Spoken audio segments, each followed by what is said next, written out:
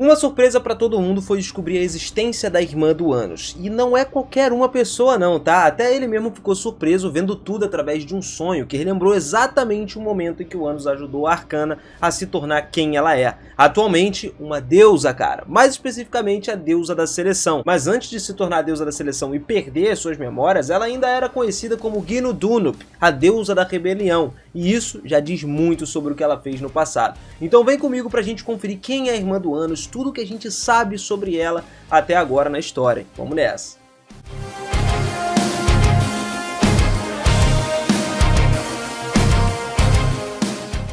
Bora, seus otakus, beleza? Eu sou o Binas e sejam muito bem-vindos a mais um vídeo aqui do canal. Originalmente, a Arcana nasceu no mundo subterrâneo, lá no país de Agarra, que é uma enorme caverna, né, que é coabitada por 3 grandes países que ficam sempre em conflito entre si. A caverna só surgiu algum tempo depois da morte da reencarnação de Anos Old God, então a sua existência e as civilizações são desconhecidas para ele, sacou? Porque não tinha no passado. A Arcana era como uma menina órfã que possuía um núcleo de dragão, o que tornava ela um alvo de dragões e constantemente eles acabavam atacando Agarra em busca do núcleo dela. Como resultado, a ordem pública de Agarra foi totalmente interrompida devido aos ataques dos dragões, já que a presença de Arcana expôs a cidade ao que vivia totalmente no perigo, 100% do tempo, né? Devido a isso, o Imperador da Espada, né, na época, queria expulsar a Arcana do seu país, mas afirmou que não a expulsaria se alguém a alimentasse. Cara, ela vagou por todas as portas da cidade, foi batendo de porta em porta,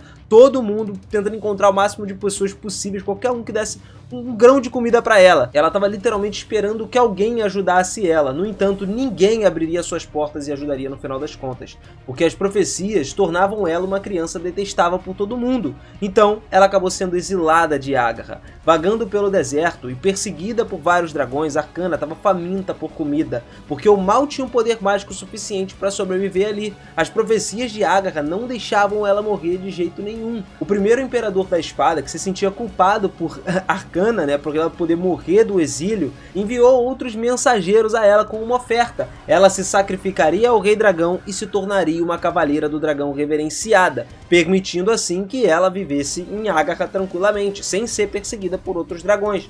No entanto, antes disso, Arcana foi sequestrada por Celes Old God, pois é, o pai do Anos. Ele pegou ela a mando da Irmandade Giordal, um país onde vivem os Dragon Newts, mas uma ordem pública não era ruim lá, porque aceitava tantos demônios quanto humanos juntos, e eles deram uma oferta para ela, que prometeram recebê-la se ela se aliasse ao Giordal durante o julgamento da seleção, e ela concordou ao assinar usando a magia de promessa chamada Zet. Então, a Arcana se sacrificou ao Rei Dragão e se tornou uma criança dragão agora. Isso tudo depois que ela se aliou ao Giordal. No entanto, os crentes de Giordal não a aceitaram, porque ela era uma ex-cidadã de Agarra e uma criança dragão também, né? E aí o sacerdote principal de Giordal disse a ela que ela deveria se jogar nas piras do julgamento, justamente para que os crentes de Giordal a aceitassem como uma santa. E ela foi lá e fez isso. Só que ainda assim os crentes de Giordal ainda se recusaram a aceitá-la, afirmando que o seu passado não iria desaparecer independente do que ela fizesse. O objetivo do chefe dos sacerdotes era usar a Arcana, que se tornou uma criança dragão, para vencer o julgamento de seleção, já que a Arcana não resistiu ao devido Zet que ela assinou, né? Depois disso, ela foi escolhida como a representante do juízo da seleção pela Militia, que disse justamente a ela que não poderia ser salva, porque a Arcana conseguiu vencer o juízo da seleção com a ajuda de Milícia. Embora aparentemente o contente em vencer esse julgamento da seleção, finalmente superando o seu ódio no geral, a Arcana soube que a Milícia estava tentando destruir todo o julgamento da seleção, e ela acabou se sentindo traída pela Milícia por causa disso. Então, cara, ela matou usando a ajuda da sua espada do trovão pesado, Galgimon, que era emprestada a ela por Boldinos, e ele disse para ela que poderia esquecer o seu ódio tornando-se um deus atuante, já que os deuses não tinham nenhum sentimento por ela, né, e ela mesma poderia salvar todos os mortais. No entanto, Boldinos também a enganou, pelo fato de que depois que ela se tornasse uma deusa, as suas emoções positivas acabaram desaparecendo, mas o seu ódio permaneceu, tornando-se um deus atuante. Ela traiu então Giordal e Agarra e criou um país do Dragon Overlord Gadeziola. Consistia em pessoas que simplesmente se desiludiram com os deuses, tiraram as suas crenças, tornando-se conhecidas como Ginudunup. Ela virou a deusa das mentiras e da traição, e usou isso para travar uma guerra contra os deuses mais tarde. Boldinos disse a ela que não queria que o seu ódio desaparecesse. Ela então traiu Cadeziola e o atacou com raiva, mas ele acabou a matando. Depois de renascer então, já que ela era uma deusa renascia, ela uniu forças com Celes Voldigod, com a intenção de traí-lo, porque trocaria informações antes deles partirem para caminhos separados. Ela então selou as suas memórias e o ódio dentro da lua da criação e impôs várias restrições às suas ações para conseguir o que queria, enquanto continuava tentando remover o seu ódio. Depois disso, Arcana tornou-se um deus da seleção de Ahrij Alobo Agatsi e começou a participar do julgamento da seleção em seu nome. De acordo com Via Flare, por exemplo, o atual julgamento da seleção, que envolve os selecionados, e seus deuses da seleção lutando entre si, foi criado como uma consequência do fato de que a deusa da destruição Arbenil e a deusa do sol, da destruição, que representavam a sua ordem, foram seladas pelo Anus Voldigod no Deus Gate, afetando assim muitas ordens dos deuses, e como resultado do fato da ordem da destruição ser distorcida, o juízo da seleção seria repetido inúmeras vezes para poder reabastecer a ordem da destruição e trazer o dia do desastre novamente, no qual o mundo subterrâneo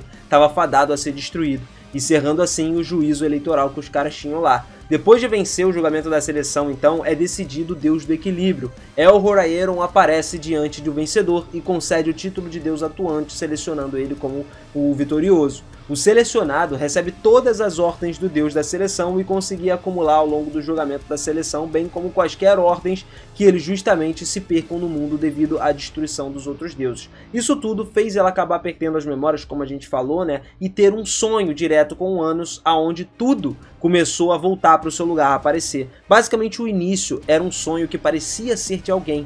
Uma noite em que o luar caía, uma garotinha estava correndo desesperada pela floresta, enquanto um dragão gritava atrás dela. Ela era um demônio e tinha muita magia naquela idade, mas não era compatível com o dragão. Justamente para ela atravessar as árvores em lágrima, o dragão continuava vindo perseguindo enquanto expunha todas as suas presas violentas e queria matar a garota.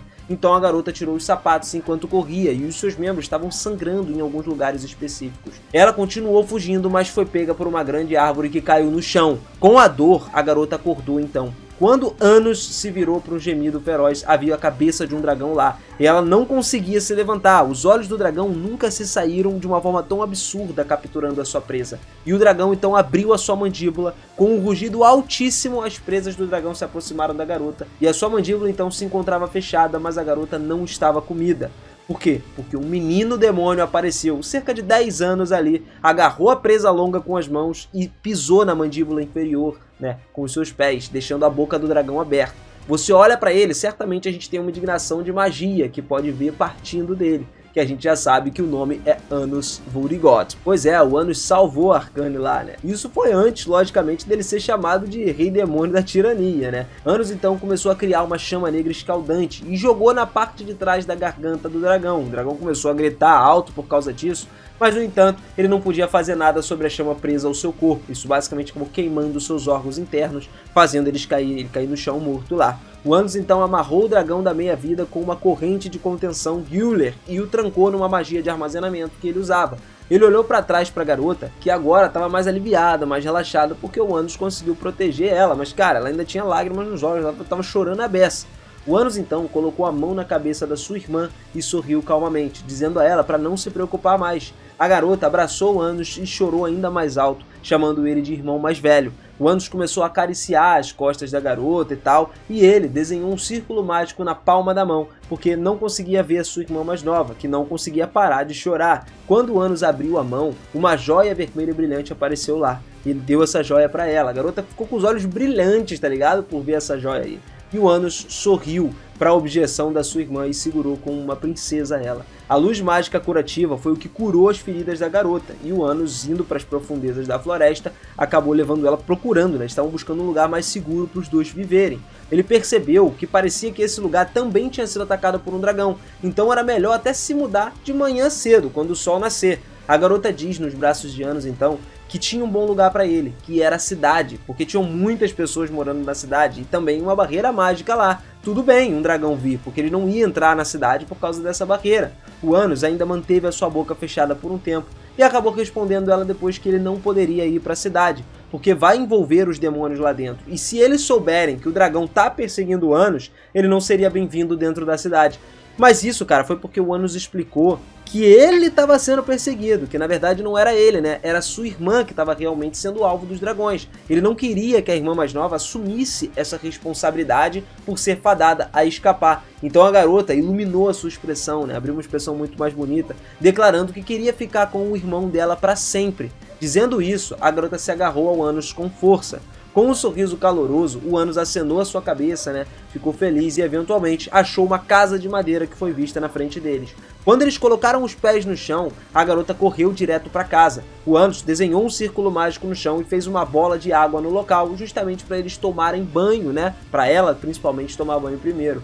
Cultivaram árvores lá para cobrir os arredores e usou os galhos das folhas, né, como cortinas no geral. O Anos então entrou na casa e os móveis e necessidades diárias foram todos jogados na magia de armazenamento, um após o outro. Quase tudo, exceto as roupas de cama, haviam desaparecido do local. Desenhando então mais um círculo mágico no chão e tirando o dragão amarrado da magia do armazenamento lá dentro, por alguma razão esse dragão não estava cheirando ou aparecendo no local, mas perseguindo a raiz da sua irmã. É por isso que depois eles se mudaram de lá e os outros dragões entenderam mal e tentaram vir para esse lugar aí também. Os dois, depois de tudo, se mudaram para o quarto. Foram para o quarto para descansar. Lá no quarto tinham duas camas lado a lado. O Anos estava deitado na direita, sua irmã estava deitada na esquerda, né? E o dragão os seguia em todos os lugares. Os irmãos estavam procurando um lugar onde as presas do dragão não pudessem alcançar e se mudaram de um caminho para outro lá, pro lado de Gilhide. Mas ainda não encontraram um lugar seguro para eles dois morarem, né, para ficarem juntos. Na floresta onde eles estão agora, os dragões não deveriam ter aparecido por mais de algumas centenas de anos, mas se mudaram há cerca de um mês para lá. O mais rápido possível, na verdade, era que eles não tinham outra escolha, né, a não ser erradicar o dragão. Mas o jovem Anos ainda não tinha tanto poder para conseguir lutar contra os dragões assim. Ele já foi fraco uma vez na vida, sim, galera. Não era, aliás, ele não era fraco, né? Ele só era mais fraco do que ele é hoje. O Anos então gentilmente colocou a mão na parte de trás da cabeça da sua irmã e deu um beijinho gentil na cabeça, na testa dela, né? Ela fechou os olhos felizes, dando boa noite pra ele, enquanto ele acariciava a cabeça da sua irmã. E ela queria, né, sempre sussurrando lá, falando que queria ficar junto com ele pra sempre. Daí ele foi lá, sussurrou no ouvido dela, dando boa noite a Arcana. Assim, ele relembra todo esse passado aí e os dois acordam relativamente na cama juntos, né? Mas, lógico, agora na atualidade, o Anos muito mais velho, nas vidas atuais mesmo. E assim nós terminamos a história das lembranças dos dois, né? A primeira aparição da Arcana, quando ele descobre que a Arcana era irmã dele. Cara, eu não sei se isso pode aparecer nessa próxima temporada, mas convenhamos, olha só. Se vier, vai ser uma parada sinistra, vai ser top, mano. Vamos estar acompanhando junto, que logo, logo a segunda temporada tá vindo pra gente aí. Vai valer a pena demais a gente acompanhar. Então, não esquece agora de deixar aquele likezão pra gente, firme e forte, dar essa força pra gente aqui embaixo, ó. Só clicar aí. Clicou? Pronto. Doeu nada, cara. Eu sou grato demais a você por isso. Você é o cara, sempre dá uma força pra gente, nunca deixa ninguém dizer ao contrário. Muito obrigado de coração. Pô, tu é muito sinistro, mano. Não esquece também de se inscrever aqui no canal se você não for inscrito ainda. Clica na bolinha aqui, se inscreve ou então clica aí embaixo no botãozinho inscrever-se e ativa o sininho, cara, porque assim você sempre vai estar por dentro. E mesmo que você não assista, você tá me dando uma motivação todos os dias pra trazer sempre vídeo novo aqui pro canal, sempre conteúdo forte pra você, beleza? Tamo junto sempre, galera. Aquele beijo no coração. Forte abraço. Te vejo no próximo vídeo, hein? Valeu!